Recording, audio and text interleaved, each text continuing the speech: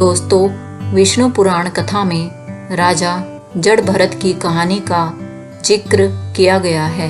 इनकी कहानी के माध्यम से मनुष्यों को यह बताया गया है कि कैसे एक इंसान पशु योनि को प्राप्त कर लेता है।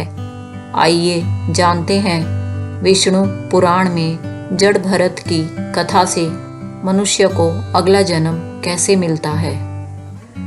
मृत्यु को आत्मा के सफर का एक पड़ाव माना गया है, क्योंकि अंत तो शरीर का होता है, आत्मा का नहीं। आत्मा तो मूल है और इसका सफर एक शरीर तक नहीं रहता है। इसे अनेकों शरीर में होकर गुजरना पड़ता है और हर शरीर के मिलने के पीछे कुछ न कुछ वजह होती है। ऐसा विष्णु पुराण, गीता और अन्य शास्त्रों में बताया गया है। लेकिन आत्मा का लक्ष्य भटकना नहीं होता है, बल्कि उसे परतत्व यानी मोक्ष प्राप्त करना होता है। मोक्ष वह है जब आत्मा का संयोग परमात्मा से होता है।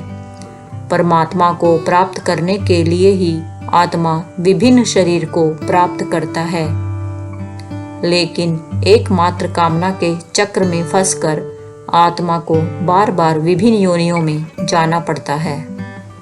जड़भरत एक महान संत राजा थे। प्रजा का पालन भी वह धर्मपरायण होकर करते थे। लेकिन एक दिन हुआ ऐसा कि जब वह स्नान कर रहे थे, तभी एक हिरणी सिंह के भय से भागती हुए नदी में कूद गई, लेकिन वह नदी को पार नहीं कर पाई। हिरणी गर्भवती थी और जल में ही उसे प्रसव हो गया। उसने एक हिरणी को जन्म दिया और वहीं मृत्यु को प्राप्त हो गई। राजा को हिरणी के बच्चे को देखकर उस पर दया आ गई और वह उसे लेकर अपने राजभवन में आ गए। राजा जड़भरत ने उस हिरणी को अपने बच्चे की तरह पालना शुरू किया। हिरणी भी राजा से स्नेह करने लगी और राजा के आगे पीछे खेलती रहती, जिसे देखकर राजा जड़भरत आनंदित होते रहते। राजा का मोह हिरणी के बच्चे से बढ़ता जा रहा था और धीरे धीरे वह बूढ़े होकर मृत्यु को प्राप्त हो गए। लेकिन मृत्यु के समय भी उस हिरणी से उसका मोह समाप्त नहीं हुआ और वह उसी के बारे में सोचते रहे। परिणाम यह हुआ कि उन्हें मनुष्य योनि से एक पशु योनि में जाना पड़ा और वह स्वयं उस हिरणी की गर्भ में आ गए और हिरण के रूप में उनका अगला जन्म हुआ। इस तरह इस कथा में बताया गया है कि मनुष्य मृत्यु के समय जिस भाव से भावित रहता है, उसी भाव से उसे अगला जन्म प्राप्त होता है।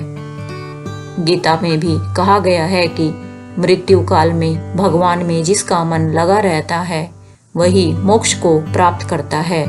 लेकिन यह बहुत कठिन है, क्योंकि जीवन भर जिस भाव से मनुष्य भावित रहता है, वही भाव मृत्यु के समय उसके मन पर हावी रहता है।